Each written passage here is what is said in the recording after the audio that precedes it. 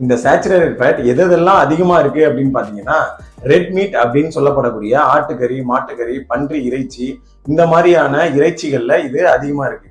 அது மட்டும் இல்லாம கோகனட் ஆயில், நம்ம லைஃப்ல யூஸ் பண்ற கோகனட் ஆயில்லையும் இந்த பாம் ஆயில்லையும் இந்த சேச்சுரேட்டட் ஃபேட் அதிகமா இருக்கு.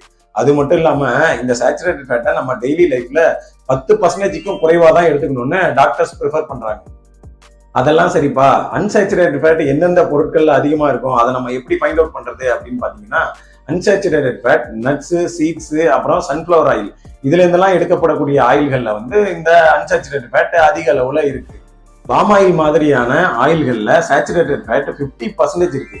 அதனாலதான் இந்த மாதிரி ஆயிலை யூஸ் பண்ண வேணாம்னு சொல்றாங்க. சரி, அப்ப மத்த ஆயில்ல இருக்காதா அப்படின்னா, சன்ஃபிளவர் ஆயில்ல வெறும் 12% தான் இருக்கு.